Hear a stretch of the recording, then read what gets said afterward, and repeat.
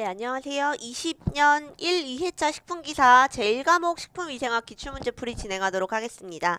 자, 1번부터 기생충 문제가 나왔어요. 20년부터 약간 좀 최근 그 출제 추세가 기생충 관련된 문제도 굉장히 많이 나오고 있기 때문에 세부적으로 기생충에 대해서 어떤 기생충이 어떠한 그 경로로 감염되는지 기억 꼭 하시고 넘어가면 좋을 것 같고요. 자, 인체에 감염되는 경로는 경구 감염과 경피 감염, 대면과 함께 배출된 충란은 30도 온도 전후에서부터 이렇게 쭉 특성이 나오네요. 자, 근데 여기서 하나 볼게요. 인체에 감염 경로는 경구 감염과 경피 감염입니다. 두 가지인데요. 우선은 첫 번째로는 경구 감염을 통해서 하는 건 어떻게 될까요?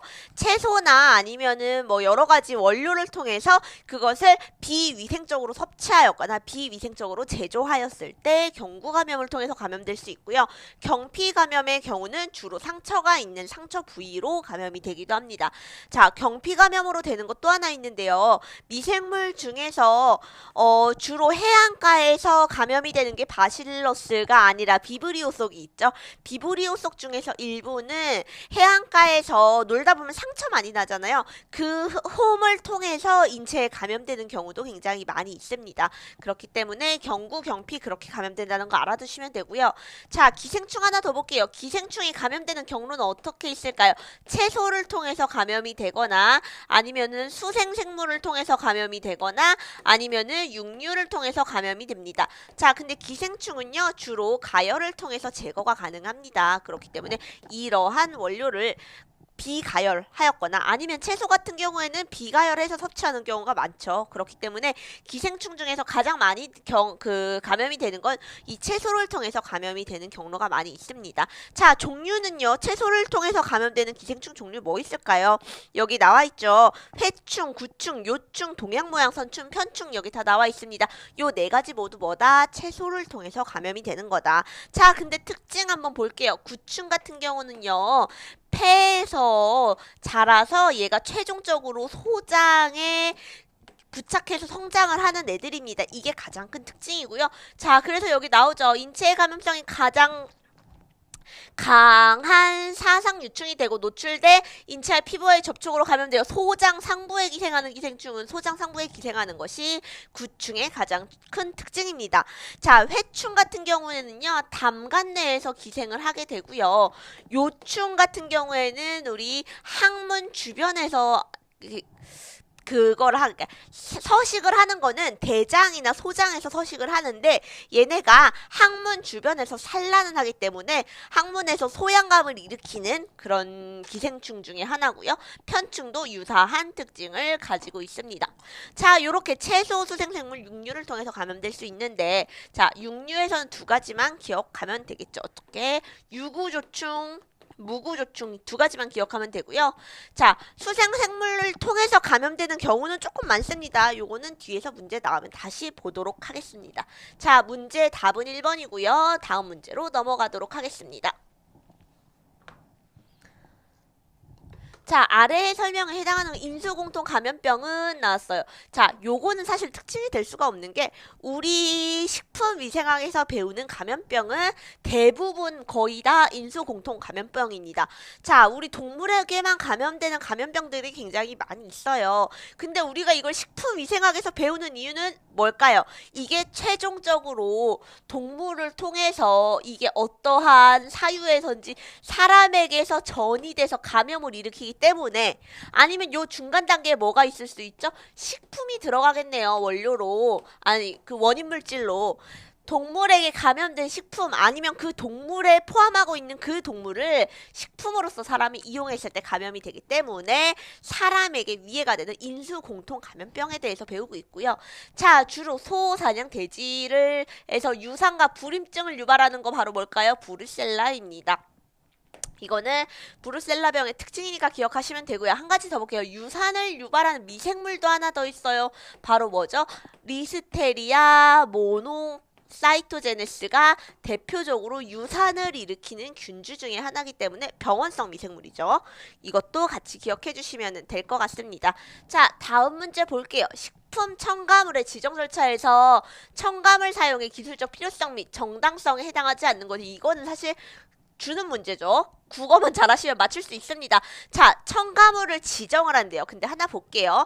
첨가물을 내가 쓸 거예요. 어떤 거를 내가 뭐 개발을 했는데 와 이게 식품에 넣었더니 막 엄청나게 막 미백 효과도 엄청 나고 보존성도 엄청 향상이 되고 여러 가지 기능성이 존재해요. 그래서 내가 그거를 식품으로 등록을 하고 싶은데 자, 식약처에 가서 저 이거 쓸게요 라고 하면 어떻게 해요? 식약처가 그냥 다 쓰세요 하는 게 아니라 여러 가지 지정 절차도 하고 독성 실험도 하고 안전성을 검증한 다음에 승인을 내줘야지만 신규물질로 등록해서 사용을 해줄 수가 있습니다.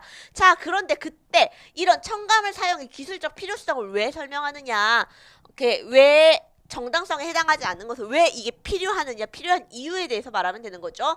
식품을 보존하거나 안전성을 향상하는 것이 첨가물의 목적 중에 하나입니다. 영양 성분은 그대로 유지를 해야 되고요. 자, 내가 식품 첨가물을 넣는데 첨가물로 인해서 그 안에 있는 영양 성분이 변질이 되거나 변하게 되면은 안 되죠. 특히나 이게 향상시키는 건 모르겠는데 감소하거나 변질이 되면 안 됩니다. 그렇기 때문에 안 되고요. 식품에 필요한 원료 또는 성분을 공급하는 거 맞고요. 식품의 제고 과정 중에 결함이 있는 원재료를 은폐하려고 요걸 쓰는 거는 아니겠죠? 정답은 4번 되겠네요. 자, 방사선조사 식품과 관련된 성명으로 틀린 것은 방사선조사 왜 하죠? 식품을 장기 보존하거나 아니면 발화 등을 제어하기 위해서 요즘에는 우리나라는 많이 안 그런데 해외 같은 경우에는 농사를 막 비행기로 씨 뿌리고 농약 치면서 대규모로 하는 데가 있죠. 그렇게 하면 어때요? 단가가 쌉니다. 우리나라에서 직접 농부들이 피땀 흘려서 이게 막 재배하는 것보다 싸요. 그러니까 그런 걸 수입하게 되는데 자, 그럼 단가가 굉장히 싸니까 수입을 하겠죠. 근데 단점은 뭐예요? 농산물이나 채소 같은 경우에는 호흡을 합니다. 내가 수확하고 나서 소비자가 전달되기 전까지 호흡을 하기 때문에 그로 인해서 장기 보존을 못하게 돼요. 호흡이 있으면은 장기 보존에 영향을 미쳐요. 그래서 이거를 제어하기 위해서 나는 어떻게 해줘요? 이 농산물이 있으면 여기 방사능을 이렇게 쪼여가지고 방사능이 잔류하지 않고 빠져나가려는 기술적인 능력을 갖추고 있다라고 말을 합니다. 자, 그렇게 해서 방사능을 쏘여주는 과정을 거치는데 주로 왜 사용한다? 발화 억제나 또 조절 등을 위해서 사용을 한다. 이건 다 왜 그렇다? 장기 보존을 위해서 그렇다. 자, 그리고 틀린 것은 방사능 조사량은 그레이로 표시하는 거 맞습니다. 1줄/kg 맞고요. 방사능 사용의 선언 및 선종은 코발트 60의 감마선이다. 자, 방사능으로 사용할 수 있는 종류는 굉장히 많지만 그 중에서 우리나라 식품공전에서 식품에 사용해도 됩니다. 라고 등록해 준 거는 얘 하나예요. 그리고 여기에 대해서 뭐도 등록을 해줬냐면 기준 규격도 주고 있습니다. 보통은 어떻게 하냐면은요. 1g 이하는 어디에 사용을 해요? 1g 이하는 여기 나와 있죠. 발화 억제 습도 조절을 위해서 사용할 때는 보통 1g 이하로 사용을 합니다. 근데 1g 이상은 언제 사용해요? 바이러스나 세균 사멸을 할 때는 1g 이상의 고선량을 사용을 해주고 있고요. 최대한 뭐 10에서 15 정도까지 각각의 용도에 따라서 얼만큼까지만 주입이 가능하다. 이렇게 제언을 해주고 있습니다. 규정을 제시해주고 있는 거죠. 조사식품을 원료로 사용한 경우는 제조 가공한 후 다시 조사하여야 하면은 안 되겠죠. 당연히. 자, 답은 4번. 다음 문제로 넘어가겠습니다. 자, 식용 폐류 중 마비성 독소의 축적 과정과 관계가 깊은 것은 폐류 중에서 마비성 독소를 나타내는 거 뭐 있어요? 베네톡신, 삭시톡신이랑 베네루핀이 있습니다. 자, 걔네들이 왜 생길까요? 우리 독소는 아닌데 기생충 봐도 되겠네요. 기생충 보통 어때요? 얘가 기생충이 있으면은 그 기생충이 1차 숙주가 있고 2차 숙주가 있어요. 최종 숙주가 존재하겠죠. 보통 최종 숙주는 사람이 되는 거고 얘 1차 숙주는 왜 걸려? 이게 감염이 돼 있는 얘네를 섭취하기 때문에 2차 숙주도 감염이 돼 있는 1차 숙주를 섭취하기 때문에 걸리는 겁니다. 얘네도 같습니다. 왜 축적이 되느냐? 얘네가 감염이 돼 있는 뭔가를 섭취했을 때 생성이 되는데 얘 뭐예요? 마비성 독소는 누가 생산하는 거죠? 그 조개가 생산합니다. 조개, 뭐 홍합, 굴 등등등등이. 걔네가 뭘 섭취하겠어요? 여기서 효모, 내염성균, 폐류기생 바이러스를 섭취하진 않겠죠. 바로 답은 1번 플랑크톤을 섭취하였을 때 발병하는 문제이다. 발생하는 문제이다. 보시면 됩니다. 자, 염화 비닐 수지를 주성분으로 하는 합성수지대 가구 및 용기에 사용하는 가소제. 가소제가 뭘까요? 플라스틱을 우리 만들려고 그래요. 플라스틱 비닐이나 아니면 플라스틱 용기나 우리 여러 가지 식기 같은 경우도 있고 사용하는 경우가 있죠. 근데 염화 비닐이래요. 염화 비닐을 만들려면은 우리 기본 원료가 되는 플라스틱 원료에다가 뭘 첨가해야지 비닐처럼 될까요? 걔가 바로 말랑말랑 해줘야지 비닐처럼 되겠죠. 그게 바로 가소제입니다. 플라스틱을 말랑말랑하게 해주는 역할이죠. 자, 근데 이게 너무 기준 규격은 있습니다. 아예 사용해서 안 되는 거는 아니에요. 근데 기준 규격이 있고 그걸 초과하면 안 되는 거죠. 자, 얼마 전에 이런 이슈도 있었어요. 그래서 플라스틱에서 기준치 이상의 가소제로 사용되는 것이 기준치 이상 검출되었습니다. 자, 그리고 하나 더 볼게요. 이게 기준치 이상 검출되는 거 어떻게 볼까요? 그냥 플라스틱을 잘라서 봤는데 들어있었네 라고 보는 게 아니겠죠? 얘네들은 어때요? 뜨거운데 들어가면은 용출되는 성질을 가지고 있어요. 가소제는. 그렇기 때문에 우리가 플라스틱 용기엔 뜨거운 거 담지 말라 그러죠? 그게 바로 뭐다?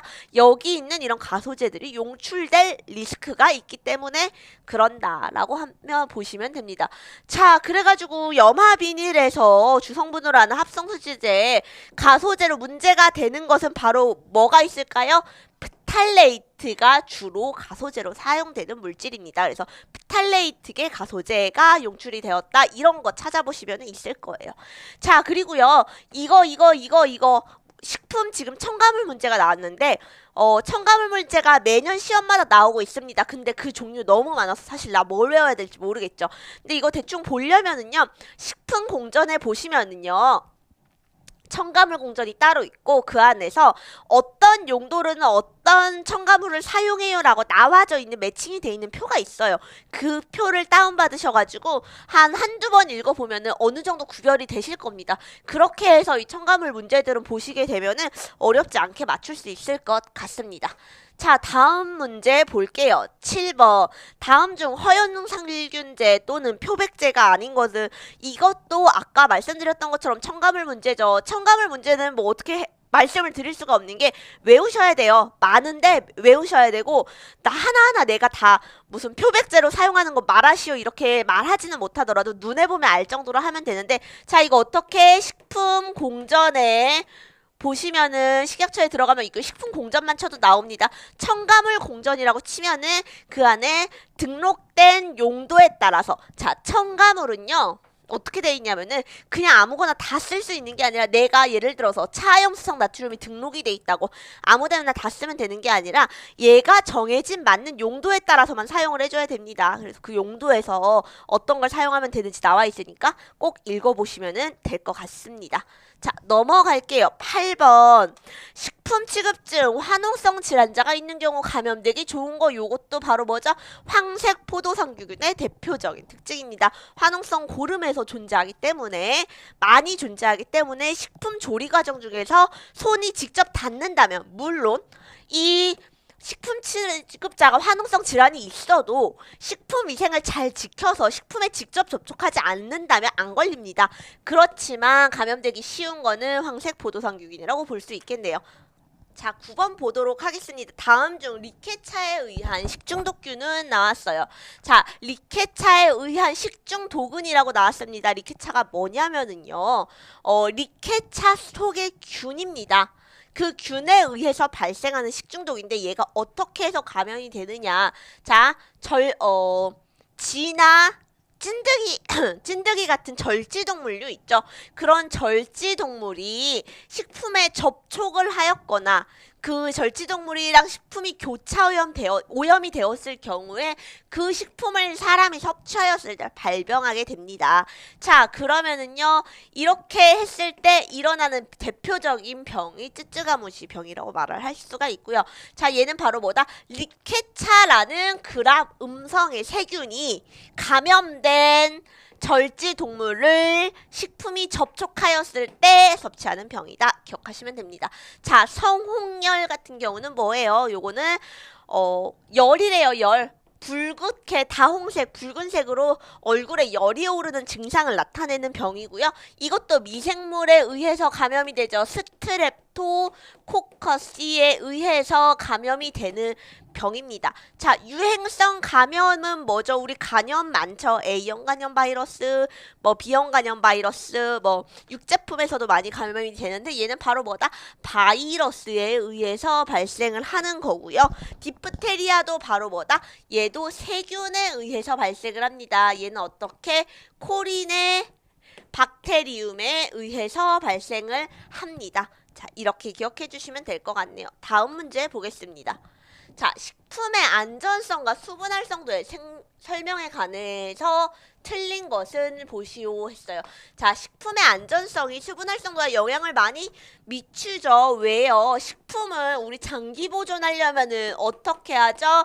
여러 가지 방법이 있지만 그 중에 하나는 건조하는 방법입니다. 건조하는 방법이 식품의 안전성에 영향을 미치는 이유는요. 수분활성도를 낮춰주기 때문에 없으면은 그 안에 있는 여러 대사작용들이 멈추게 되죠. 그렇기 때문에 반응을 하지 않고 식품의 장기 보존에 영향을 미치는 겁니다. 자, 볼게요. 비효소적 갈변. 그 식품의 갈변은 두 가지가 있죠. 효소적 갈변과 비효소적 갈변 두 가지 있습니다. 그 중에서 효소적 갈변의 경우에는 다분자 수분층보다 낮은 수분 활성도에서는 발생하기 어렵다. 자, 비효소적 갈변도 어때요? 가열이나 이런 반응을 통해서 갈변이 되는 거기 때문에 얘네도 수분 활성도가 낮을 때는 결합하기가 발생하기가 어렵습니다. 맞고요. 효소 활성은 수분 활성도가 높을 때 낮을 때보다 활발하죠. 당연하죠. 왜? 낮으면요. 수분 활성도가 낮으면은요. 대사작용을 잘 할 수가 없습니다.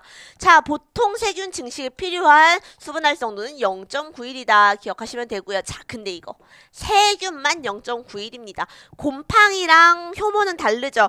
효모는요 0.85 정도고요. 곰팡이는 제일 극한의 환경에서도 살아남을 수 있어요. 더 건조한 환경에서도 생존이 가능한 거고요. 곰팡이는 약 0.8 정도에서도 생존이 가능합니다.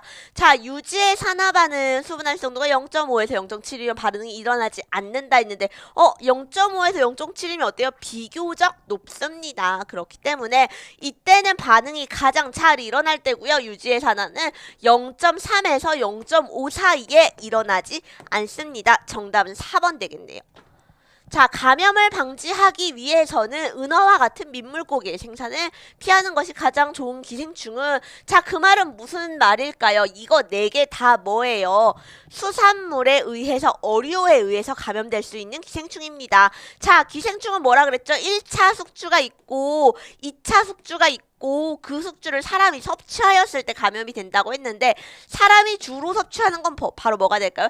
2차 숙주예요. 그럼 여기서 바로 뭐예요? 이거는 은어를 2차 숙주로 가지고 있는 기생충은 뭐야? 라는 질문이겠죠?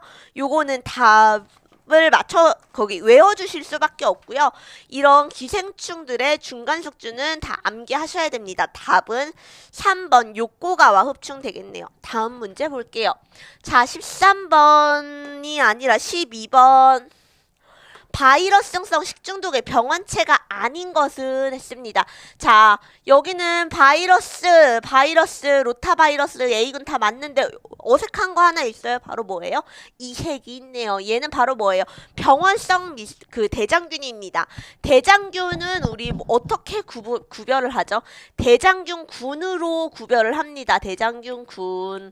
이거는 대장에서 생존하기 좋은 미생물들을 통틀어서 대장균군이라고 말합니다. 얘는 병원성 미생물이 아니에요. 병원성 없어요. 자, 근데 그 안에 우리는 특별히 대장균군이라고 대장균을 표현해줍니다. 이 대장균군 안에 일부는 바로 대장균이다 라고 말을 해주는데 얘는 병원성 미생물은 아니지만 바로 뭐예요? 위생지표 세균입니다. 위생을 판단할 수 있는 그리고 대장 오염의 가능성을 예측할 수 있기 때문에 위생지표 세균이라고 말을 하고요.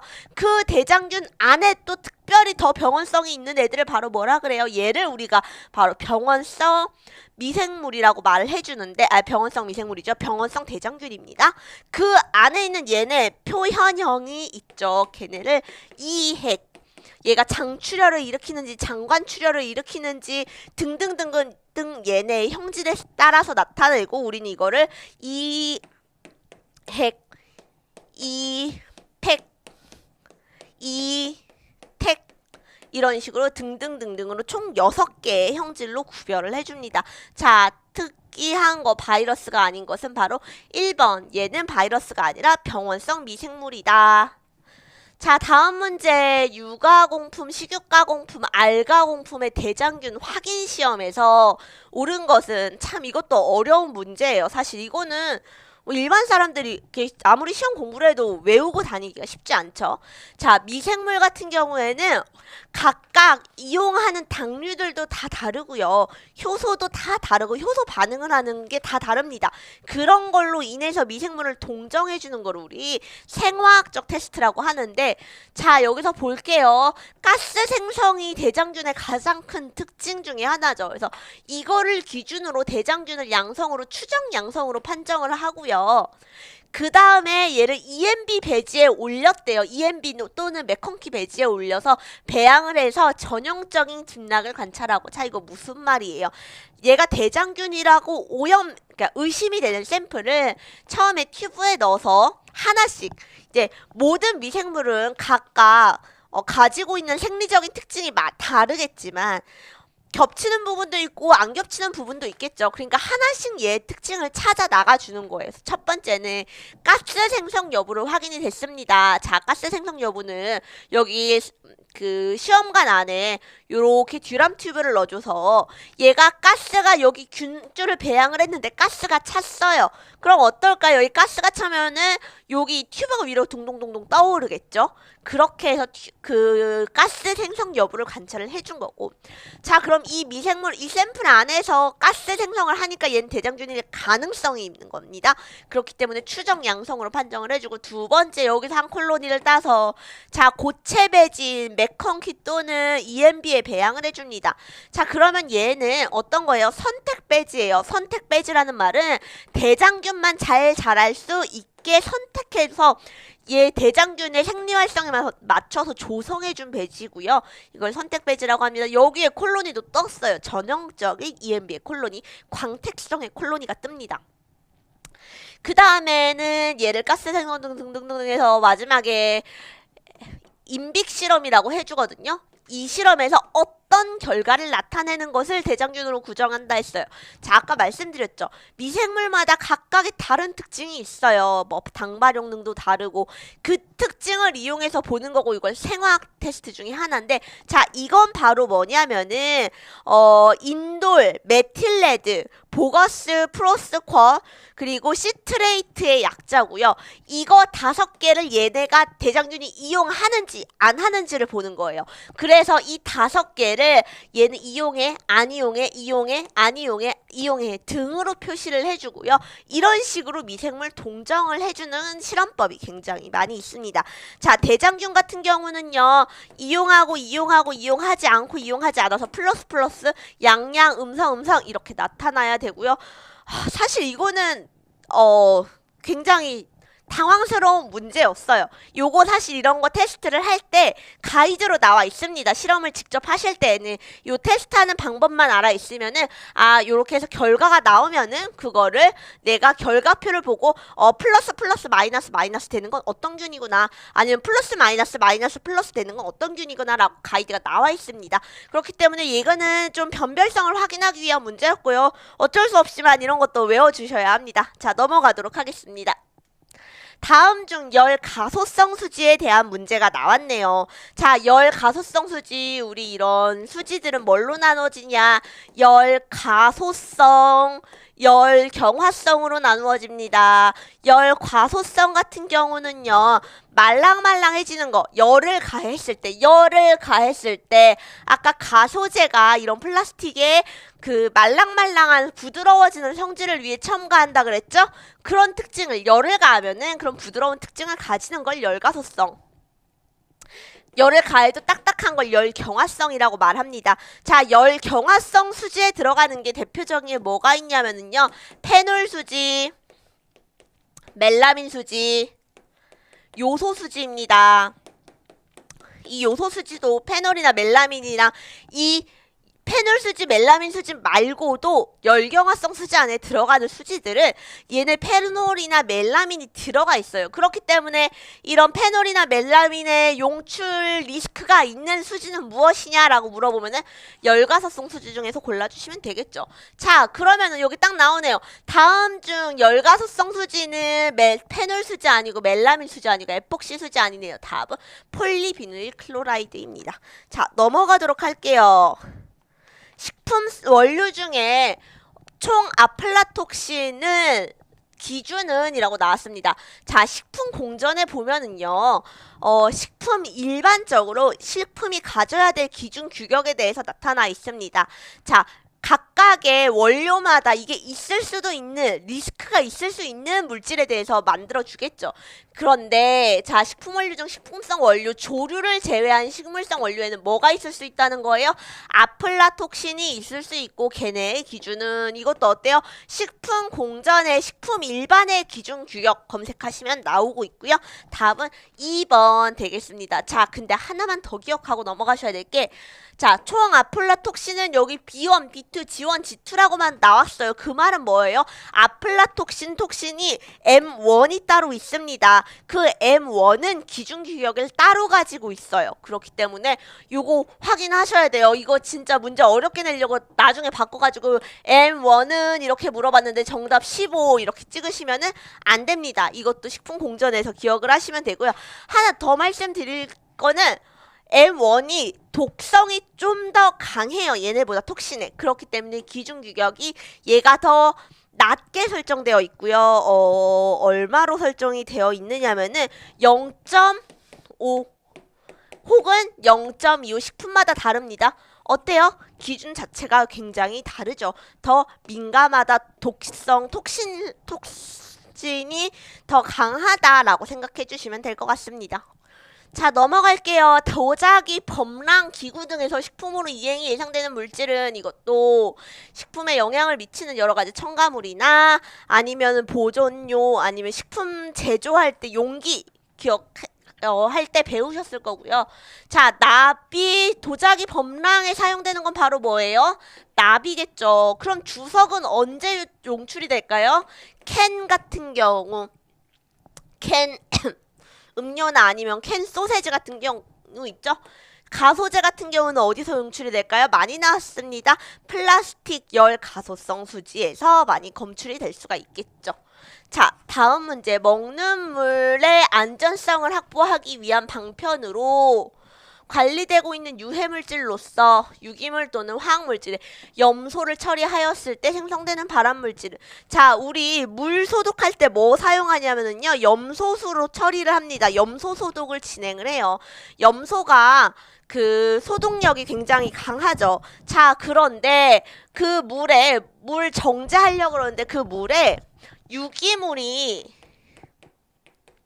뭐랑 만나면 염소랑 만나면은요 뭘 생산을 하냐면요 여기 바로 트리할로메탄을 생산을 합니다.